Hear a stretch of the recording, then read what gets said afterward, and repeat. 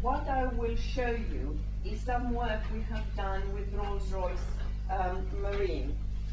A lot of the slides are, in fact, I have borrowed from Terry Stocks, who is the VP of Human Resources at Rolls-Royce Marine, since he was not able to come with us. But what I would like to do is go a little bit beyond what Terry has shown and actually located within complexity, so that we can give you just a flavor of what we mean by the kind of research we do in complexity. So I'll do two things. As I said, I'll talk to you about the case, and then I'll talk to you about complexity and post merger and acquisition integration, because that was the issue, that was the problem. We always start with a very, very practical problem with the organizations we work with. And in this case, it was rather a serious lack of integration 2 years after an acquisition. What happened was Rolls-Royce, as you may know, was primarily in aerospace sector. It also had a naval marine sector, and what they wanted to do was to expand into the commercial marine sector. I think that gives you some idea of the way that they wanted to expand. So it's the blue really that they wanted to increase. When they acquired a set of small firms throughout Scandinavia, in Sweden, in Norway, in Finland. Now, you need to remember that these were the small firms, family firms, that had already gone through a series of mergers and acquisitions before Rolls-Royce acquired them in '99. And these are some of the names that were of the products and companies that they acquired. This is the range. If you look at the red dots, because that's the manufacturing facilities in the 8 countries, the acquisition brought in. Now this is very important, because you need to again understand the difference between what was and what became. Rolls-Royce, both in aerospace and in naval marine, deal with very few, very, very large customers. The acquisition brought in a very large number of customers, as you see there, 2,000 plus. It brought in hundreds of products, very fast lead times. Let me just give you an example. In aerospace, you have a time horizon of 20 years. In commercial marine, a week. And that was made, so imagine the difference in the business culture between the two. So, one of the things that was a problem was, as I said, 2 years after the acquisition, they still had a lot of issues in terms of integration. And the way that they saw it, the way they identified the problem, was that all was due to the different national business cultures, okay? So we have Norway, Sweden, Finland, UK, USA. Primarily the problem was between the 3 Nordic countries and the UK. And what was happening, they also had a matrix organization. And the way that Terry described it, he says, when you think your organization looks like this, but then your people tell you that it feels like this, and that's the matrix that they had imposed, and it's a bit like this. So you take a look, and you discover that in fact it looks more like this. And I think that it was absolutely wonderful that Bernardo did show us those networks, because this is very much in one sense. If you imagine Bernardo's networks, they're superimposed on that, you get a much clearer picture of what the organization looked like, or like this. And I will show you a little more of NetMap, because NetMap is a very similar tool that we use based on email exchange. So what happened was, as I said, 2 years after the acquisition, they had a conference to identify some of the key issues. What was it that was really causing all the problems? And they identified two things. One was they needed to clarify roles and responsibilities, and the other to improve cultural awareness. Keep remembering that the problem, the way they saw it, was in fact that it was the different national cultures that were creating the problem. Now, what happens when we when we did the research with them, because our research goes very, very deeply into the issues of an organization. So the problem, the way they saw it, was the surface. They could not resolve it because all they could see was the surface symptoms. They did resolve it when we went very deeply into it and actually understood what were the real issues underneath it all. The other thing was, they thought diversity, i.e. the diversity between the different national cultures, was a problem, and we simply asked the question, why is diversity seen as a problem and not seen as a strength to be built upon? And one idea, again, that one can look at is the idea of coherence, overall coherence of the organization that can accommodate diversity.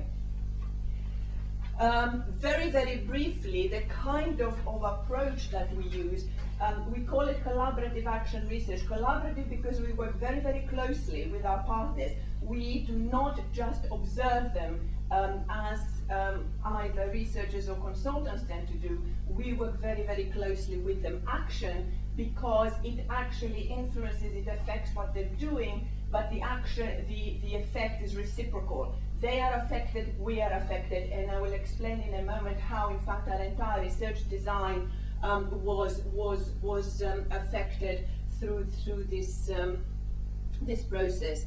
And what complexity thinking brings about is the idea of co-creation, that together we actually create something. It is not in isolation. And the other thing that it does is that it says you can no longer work effectively by simply imposing directly from the top. What tends to work much better is to create what we call enabling environments.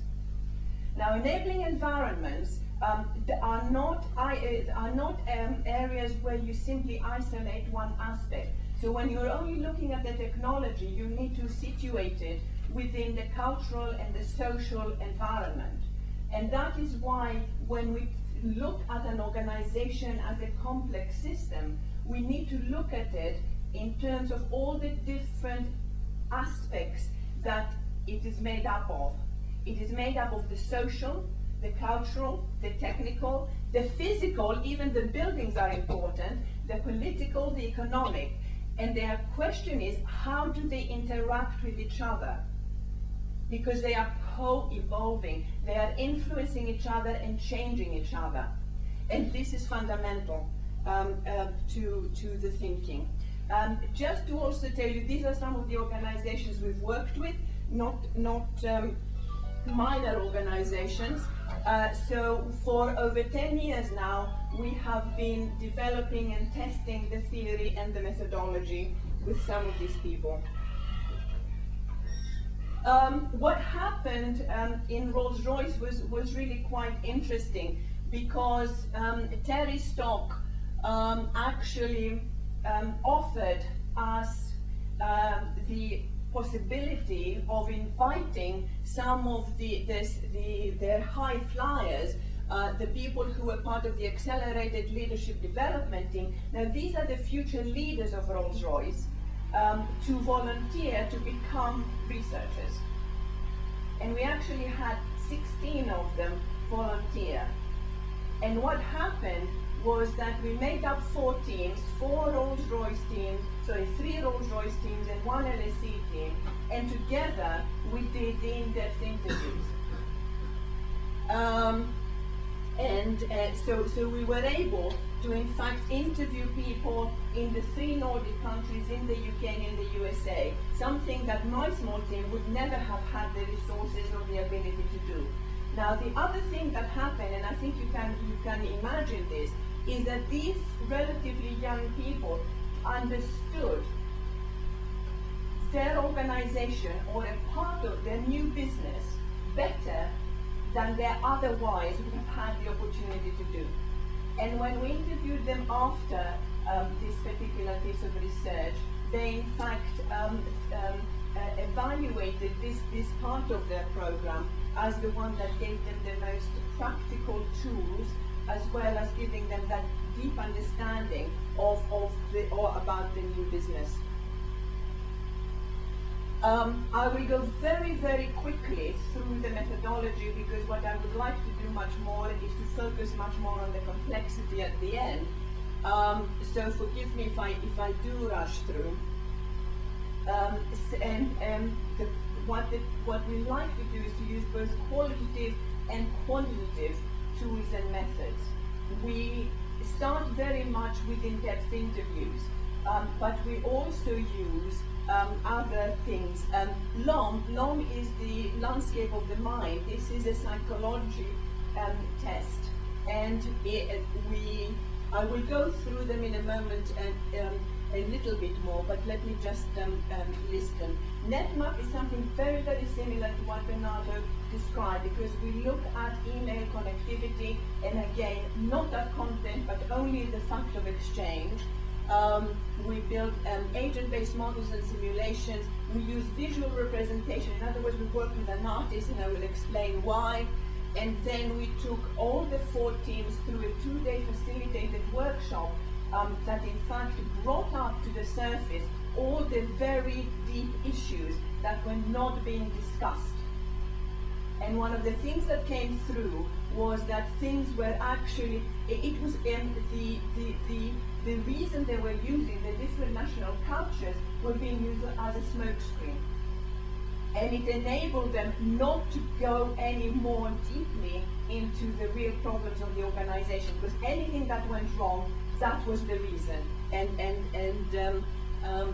therefore we surfaced it. And there, as a result of this deep understanding, the ALD team and the LSE researchers put certain recommendations to the board, and to their credit, they actually accepted all the recommendations and put in place 12 work streams to address them. So, landscape of the mind looks at preferences that can act as potential enablers or inhibitors in effective decision-making, strategic thinking, and knowledge generation. Now, this is the very highest level of landscape of the mind. This then is broken down at several levels, so that each one of the 6 areas is broken down into great detail. And what happens is that each individual on the planet has a unique profile. What we do is we never actually show individual profiles. What we show are group profiles.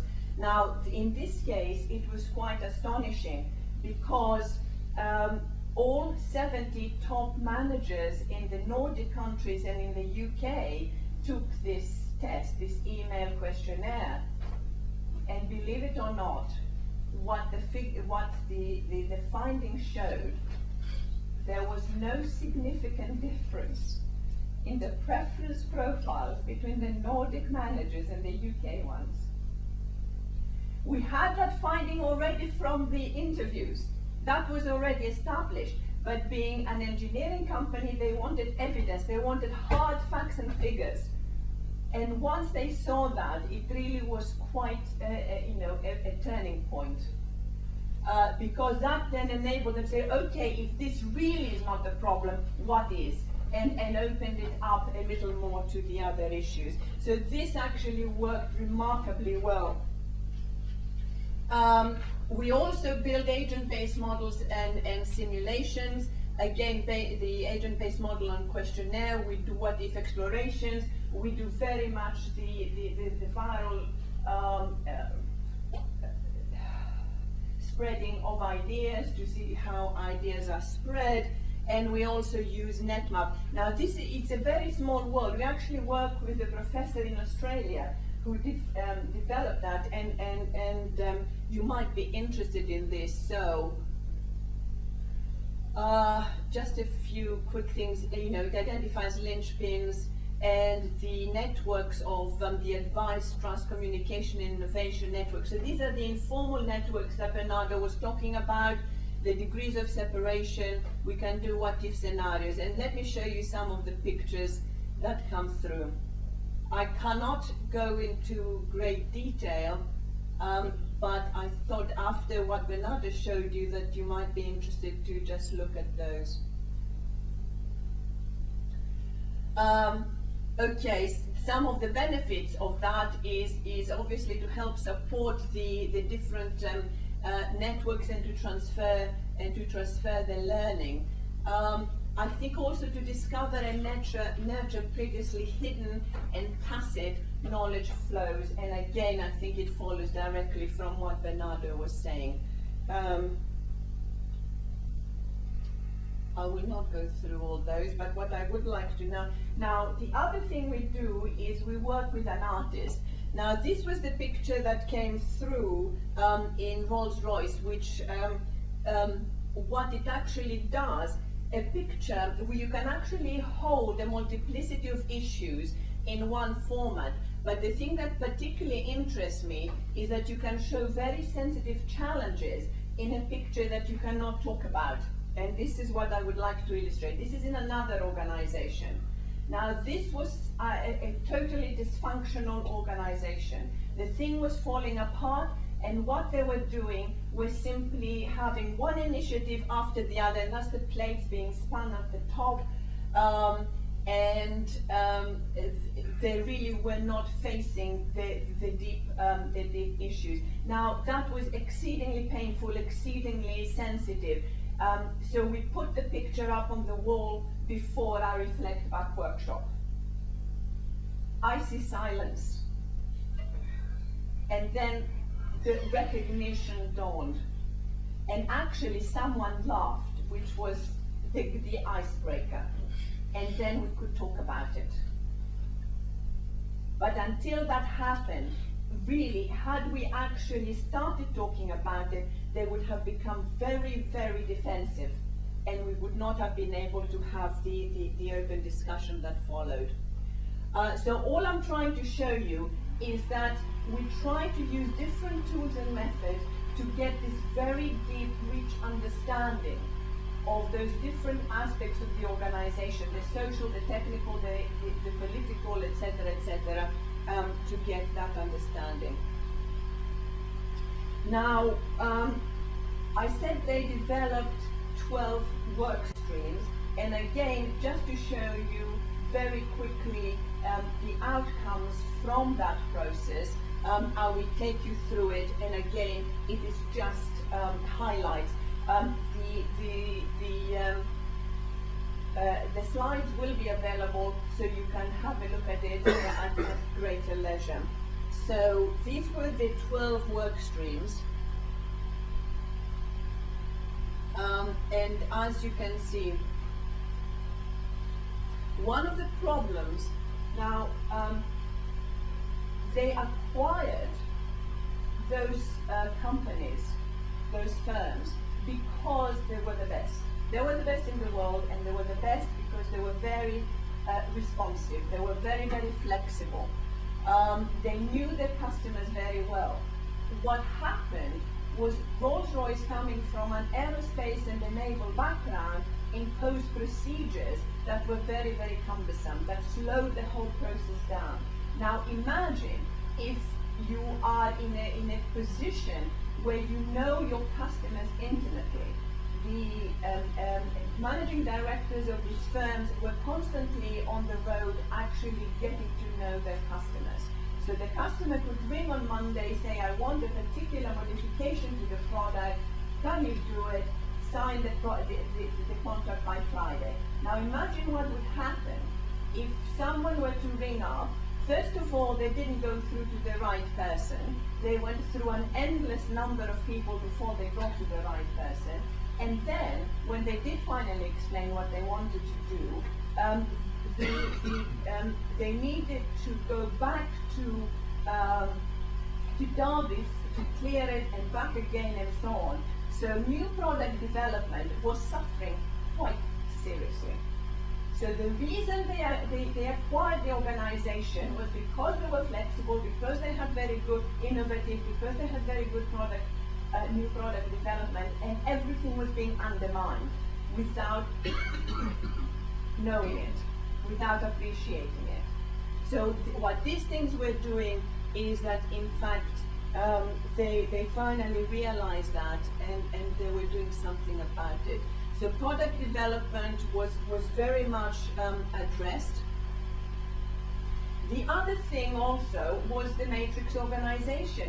Imagine a small family firm having imposed upon it an exceedingly complicated matrix structure and not having any kind of guidance as to how to work the matrix.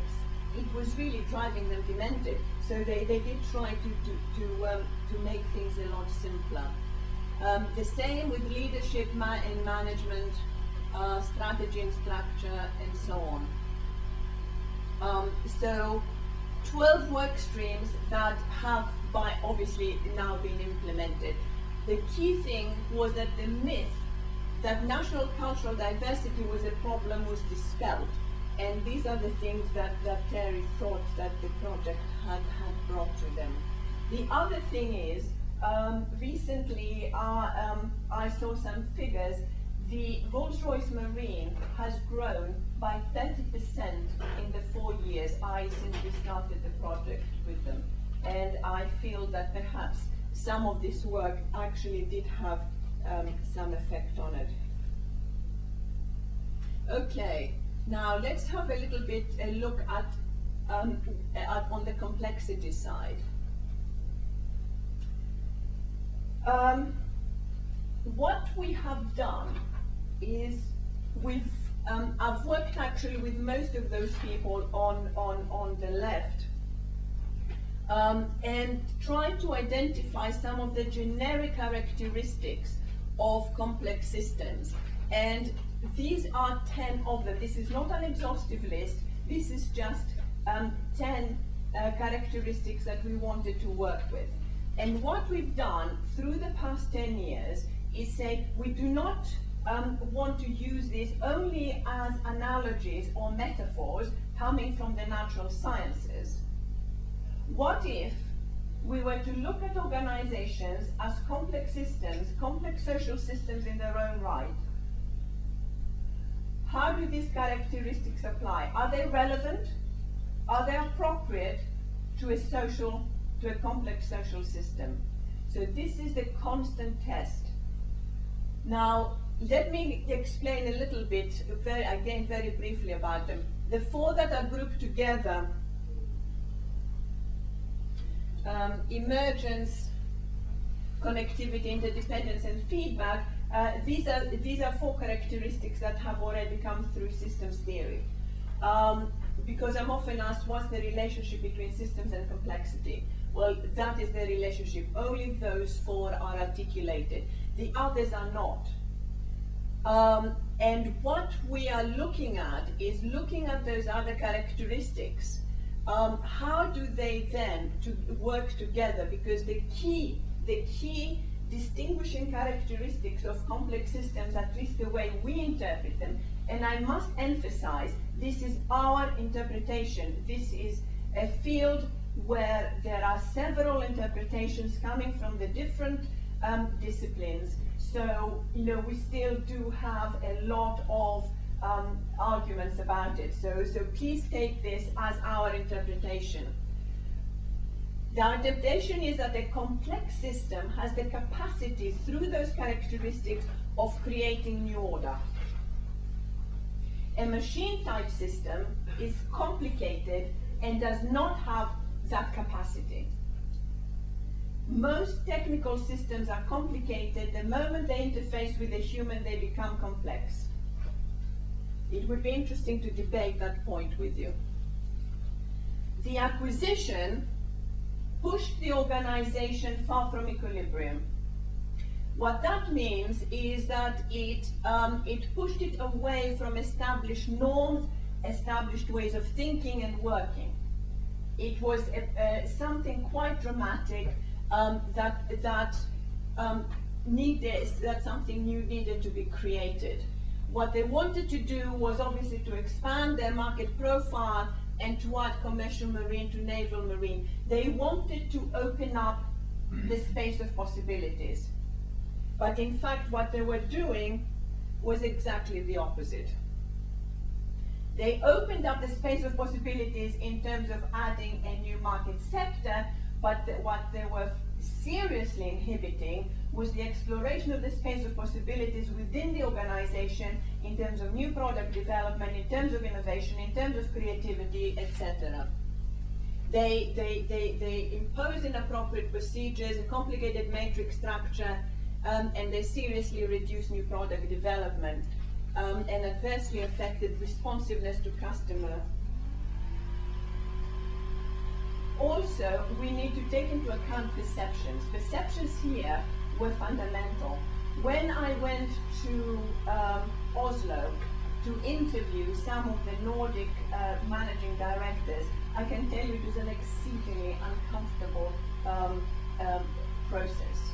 They were angry, they were uncomfortable, and obviously they saw me as a representative.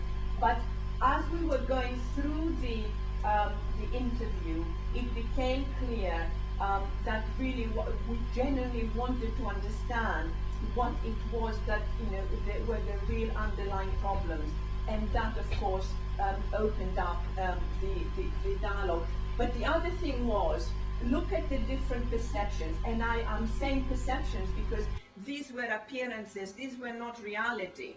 The Nordics were seen as different. We do not understand them, and they do not even understand each other. That was the perception from the UK.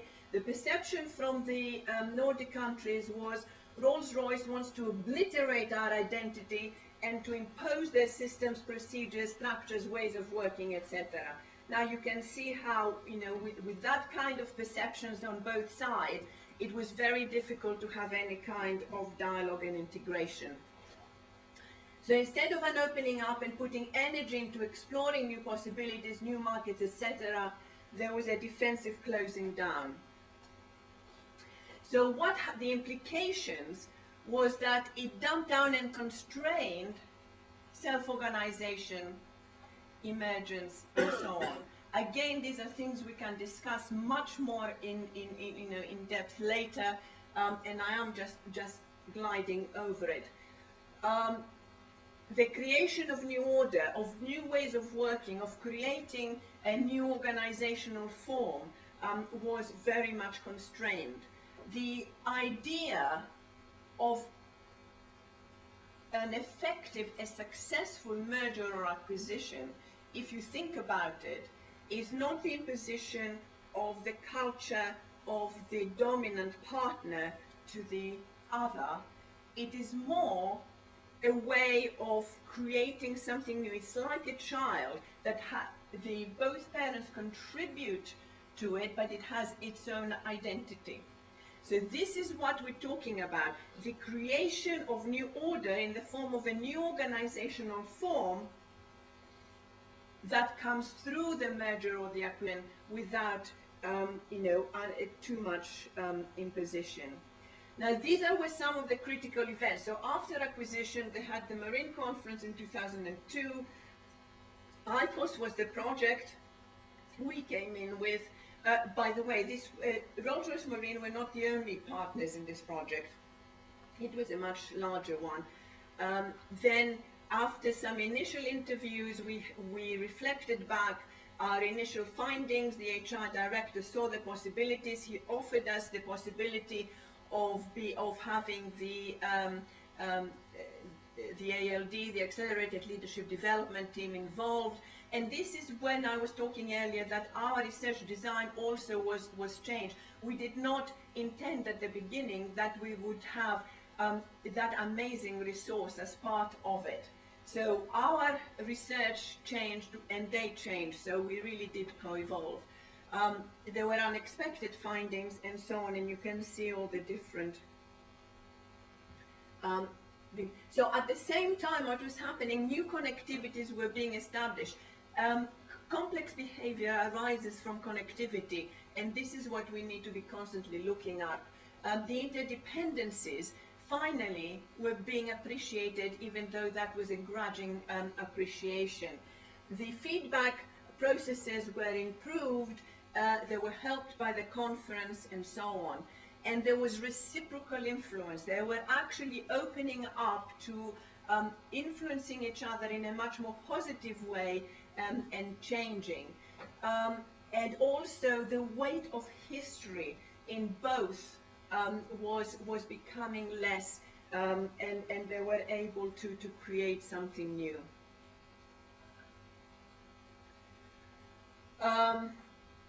So we again have the matrix structure, lack of clarity, the perceptions. They try to overcome the problem, and they facilitated the informal networking. That was absolutely key. Once that happened, the rest was much easier. And I would like to leave you now with what Terry Stock called the holy grail of organizations. What this really does is taking the 10 characteristics of complex social systems and putting them in one sense into an organizational context. So how does an organization facilitate and does not inhibit emergence? We cannot stop emergence, by the way, but we can actually constrain it, or we can facilitate it. So it can either be accelerated or really slowed down. We can't stop it. It encourages self-organization. It explores the space of possibilities. That's very important for the new ideas. But it also means that you cannot have a blame culture, because to explore new ideas is a little risky. And we know that if you explore 10 ideas, one of them may be the pearl, the other 9 are not failures. They are necessary to find that one pearl. So again, the right enabling environment. I'm going back to the beginning. How do you co-create an enabling environment? By understanding connectivity and interdependence, that the relationships are important. So what complexity does is shifts the emphasis from objects to relationships, very much in terms of relationships and a collaborative culture. It creates variability with a large repertoire of responses. Diversity is important, and it needs to be able to cope in an unpredictable environment. And again, something very much came through an insight in Rolls-Royce was that the organizational structure needed to be not too organized, but also not too random, what he called a fuzzy matrix. And again, emphasizing enabling infrastructures to facilitate the emergence of new ways of working and relating, new organization forms, and the creation of new knowledge. Now, this has been an exceedingly fast gallop through an awful lot of material. I would be very happy to talk about any aspect of it that excites your imagination, but at the moment I will stop here. Thank you all, and ask for any questions. Thank you, ladies and gentlemen.